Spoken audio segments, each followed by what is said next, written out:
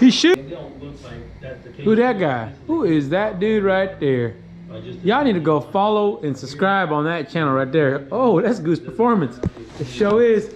What's up, guys? Welcome back to the channel. Like I said, make sure you guys go hit the subscribe button. If you guys are new to the channel, my name is Goose. We like to work on classic muscle here, a little bit of everything, maybe even that Camaro I got. So stay tuned for that. We got more videos coming up on that, but you guys gotta hit the subscribe button in order to get more content. Also, today, we're gonna tackle this bad boy here.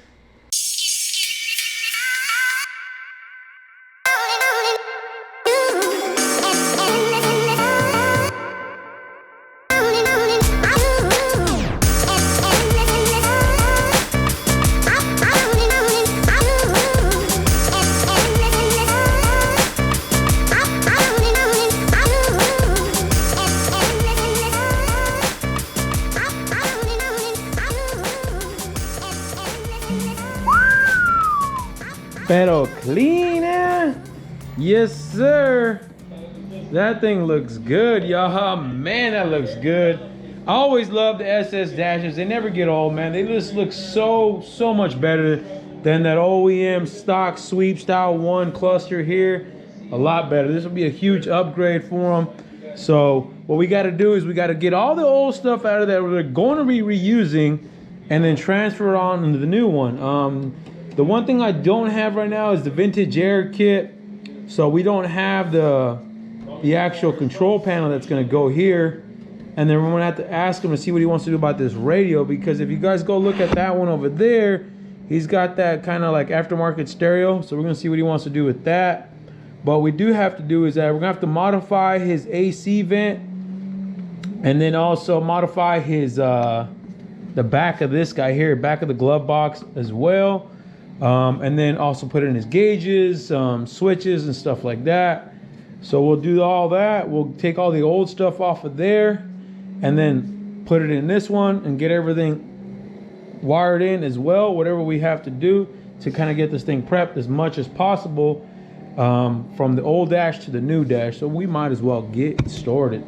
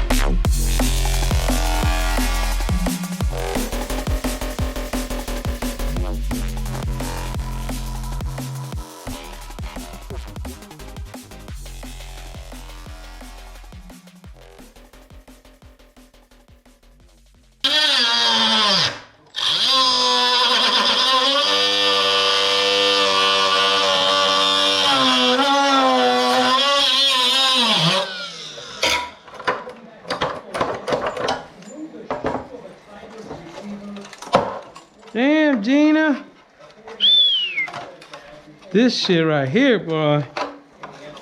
This shit is thick, you guys. See, this is why I had such a difficult time trying to get through this top piece, because it's 2 layers, guys. I don't know if you guys ever cut these boxes before, but it's such a pain in the ass through here. What I really need is like a little mini jigsaw. That's kind of what I need, a little handheld one or something. But whatever you guys got to cut this, let me know if you guys had done it a different way. Put it down in the comments, you know. Always open to new suggestions. I just got to cut this piece. You see how I kind of had to cut it because this bracket gets in the way, so you almost have to cut it in sections. But we'll end up cleaning all this stuff up because we don't even have the bracket that goes here. There's a little cover plate, I should say, that goes here from Vintage Air. So we'll put that on once we get that Vintage Air kit in.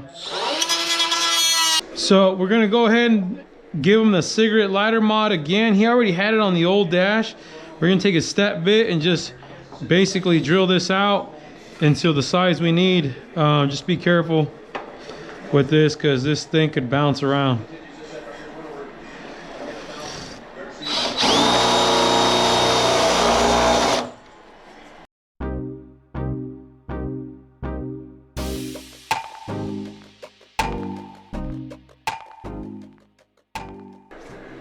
Just like that, y'all.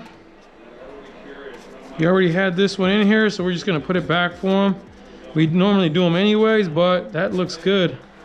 We just put the locking nut in the back.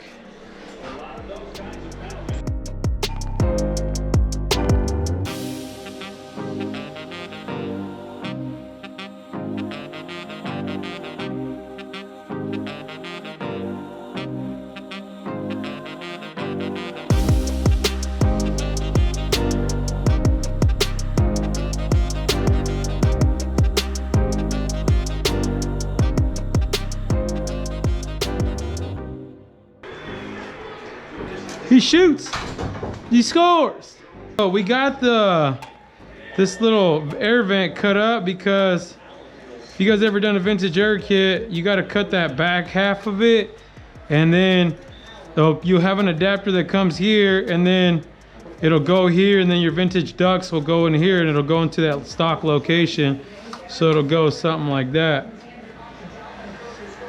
Just like that. But we're gonna leave it off because I kind of want to soak it, wash it up for him, clean it up, maybe even throw a coat of paint on it. Not to mention we got to put our DAKOTA, or not DAKOTA, but our Vintage Air controller still here underneath it. So I kind of want to put that on first. So we'll leave this off until we can get it cleaned up. What else we got left? We might as well put the gauges in. I'm gonna start with the gauges, throw those in real quick, and then see what it looks like, and then go from there. Look at these gauges, y'all. Some DAKOTA digitals. These are the VHX, I want to say these are the carbon edition, carbon VHXs. But you guys got to remember, when you guys do these swaps for the SS dash, you got to make sure you get one of these. These are the plates. If you already don't have one, obviously you need one. So these are ones that will go just like that, and your actual gauges get mounted to this pod. So definitely make sure you get one of those. Let me go ahead and mount these gauges in here, and then we'll put them on the back of that dash. Oh Lord, oh Lordy Lord. Guys, it is the next day, man. I put a little bit of work in without you guys because I wasn't gonna have you sit through that, because it is a little bit involved. I'm not gonna lie to you guys. It takes a little bit of patience. I should say a lot of patience. Look at all the damage we have done in there. All the wires we pulled out, guys. We literally pulled this whole thing apart, pulled out all the pins and everything out that we are not going to need for this harness, and then tied in all our new stuff, I should say, because look, these are the little adapters that come from DAKOTA Digital that plug in basically in these spots here. These are basically left turn signal, right turn signal, high beams, and the brakes. So they give you these adapters. So what I like to do is you just go ahead and take the stock factory location. You don't have to do this. Like everybody basically doesn't like to do this because it is a little bit more involved versus to just running these directly. Like you can take these leads and run them directly to your box, and then just they have a spot for them right here. But then you won't get the stock location as far as your blinkers go and your indicators go. I like to keep the stock location. It looks better to me personally than just on a digital display. So that's why we do what we do here. Like I said, these two, that should be your brake. This should be your left turn signal. This other blue one is your right turn signal. Green and black should be your high beam. So that's kind of how we did it here. We got everything kind of prepped out. Also, what I like to do is we like to utilize like all the extra ignitions, right? Your pink is usually hot, ignition key on. So you're gonna have a few extras once you eliminate them from those bulbs that you don't need anymore. So like here, I've already labeled this one and the ground. This will be actually, he wants to run power windows, so we left it there. So that way we have a power and a ground for the power window motor. So we'll leave it there. Same thing here. This is your radio harness. Make sure that's exposed there. But along with that, I also ran a few of these. He had these in there for his speakers. He has kick panel speakers. So we ran them to that same area. So we'll run these here along with that once we get this thing taped up, and then they'll run back over here down to the kick panel. So that way we left plenty of length there. Obviously here, so we did the same thing, guys. We left that ignition hot, and then we're running them all the way to the box when we're gonna need, because we're gonna need an ignition hot at the box. We're also gonna need an ignition hot for the vintage air, so we ran that here. Also a lights on for the like instrument cluster. We left this gray one for that, so we'll run that to the actual vintage air box once we get that vintage air harness installed there. So I like to think of everything that you're gonna need electrical wise, guys, on your dash. So you pre-run them, and then at the end of the day, when you go put this on, the install becomes super easy for all the other components. So like I said, and then I left this little kind of a quick release connector. We'll put one on each end, so whenever you take the dash apart, you just disconnect this lead right here, and then it'll disconnect from anything on the car still, and then versus being on the dash. So that way you're not hung up. More leads here, and then like I said, we took those and extended a lot of the grounds and the ignitions, and then one other one was for the VHX box. This is your basically your courtesy lights. They require you one of those as well. So we had plenty of length there, along with constant power, key on power, your fuel. These are two. I just extended them as well for your fuel. We ran extended lines from the original fuel gauge that's usually mounted back here, extended them, and they all will run on top of here. So we mounted our box up here. I like to mount them up here. They're really out of the way up here. So we'll run everything to here, and then you can access it. If you ever need to get to it, it's pretty easy to access. You just take the top dash pad off, and you get to it real quick. Here's the other speaker wire that runs down to here. Door jamb switch.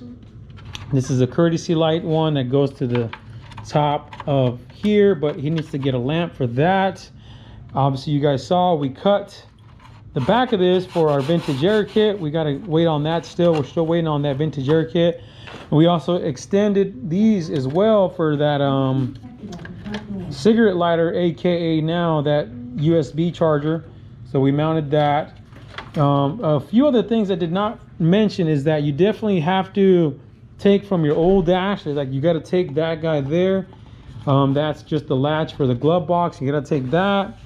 Some of the hardware you definitely want to take, like I had to take the hardware to mount the new ashtray that came with the SS dash, because that ashtray is different, so be wary of that. Also took some hardware here for our AC duct that'll go here along with the vintage air plate, or I should say vintage air controller, but we don't have that yet, so we'll leave that open. And he's going to order actually an actual stereo that fits in here like the retro sound style, so that way we don't have to cut the dash, which I'm really glad. I didn't want to cut up a brand new dash, but it's looking good, guys. I know it's kind of hard to see here. Let me finish taping this wiring harness in. I'll give you guys one last look at that, and then we'll flip it over. You can see what this thing looks like. But that's kind of your dash more or less prepped up. Like I said, I'll finish the wiring on it real quick, and then landing everything on the box as much as we can, without having the other stuff like the radio and stuff like that. And then also you're gonna have to put the headlight switch back in, but I can't put it back in until obviously we lay the harness here, because you have this ground that comes off this harness for the radio, and it's got to go in between here. I should say it comes off the harness for the headlight switch, and it goes there, but we need to have that all in place before we can mount that. So, but it's coming along. Let me get to it. Let me get this thing all cleaned up.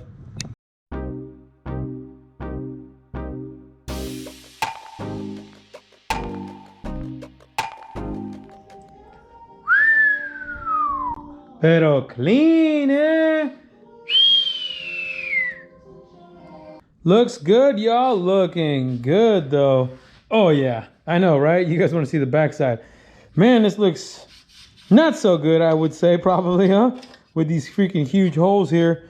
Don't worry, guys. We'll fill them. We just don't have the parts yet. I mean, we have the vent, but I don't want to put the vent on until I put the AC controller on. We're waiting on the DAKOTA Digital. Not DAKOTA Digital, but the vintage air kit to come in, along with the new retro radio. But all our gauges are in, headlight switch is in, windshield wiper switch is in. Let me turn this thing around so you guys can see what this thing looked like.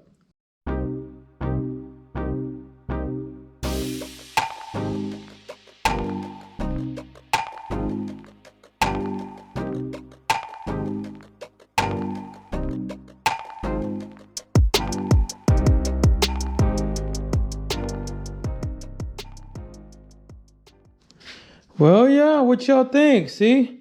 Looks a lot better now, huh? We got everything laced in here pretty good. Everything all connected as well. We also left these wires over here for our door jamb switch. Got the headlight switch hooked up. We also left these little auxiliary power and ground for that window. I'm gonna probably put some window regulators in here, so that way we have them right there. We got this thing all laced up. That's your high beam switch.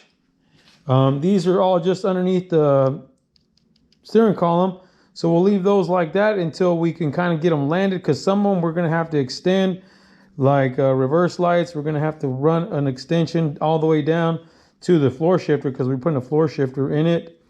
What else we got here? Also left this little ignition quick release here as well, because we're probably going to use that as well for our PSI harness.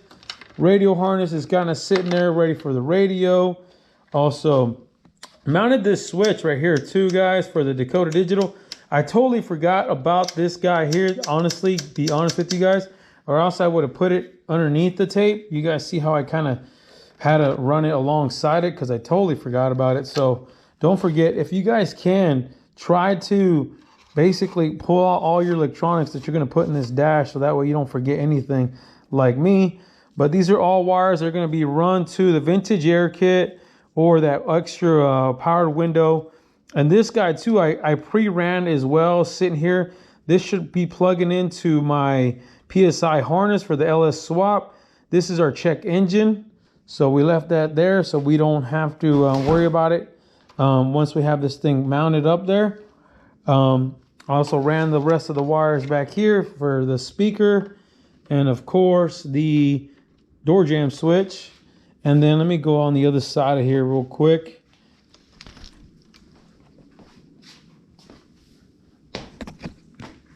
Is this better? There we go.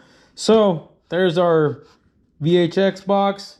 Ran all our cables through it. We have our check engine right there. That's the one I just told you about that I had to run an extra one too.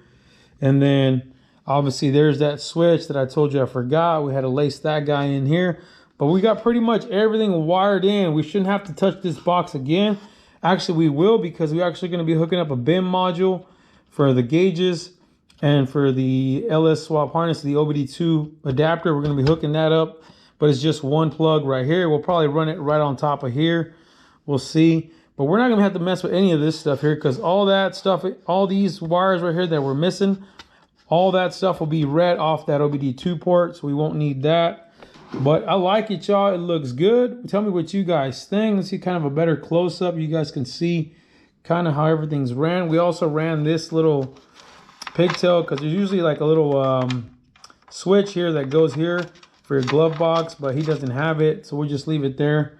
But everything else looks pretty good. I kind of left this guy also. This is your flasher, turn signal flasher. We left it kind of unlaced because if you ever need to work on that or pull the flasher off to change it, I don't want you guys to have to fight that thing, so we left it like that. But it looks good. I'm really happy the way this thing came out. Like I said, we got everything pretty much accounted for that we're gonna need for this dash, and other than obviously the stuff we're missing. But guys, comment down below. Let me know what you guys think of this SS gauge swap. I like it. I don't think the Homer will be super happy with this setup as well. Hey, you guys like my hat? It's a little Macaulay Culkin style, guys. It's Christmas time, you know what I mean? Got to get in the spirit. But hey, if you guys have not, actually hit the website up, man. Get your swag on. It's still not too late. Go get some swag. Give it for Christmas. Hey, you never know. They might need some GP swag. And hit the subscribe button. Hit the like button. Hit the bell for notifications. And guys, you already know. Stay wrenching.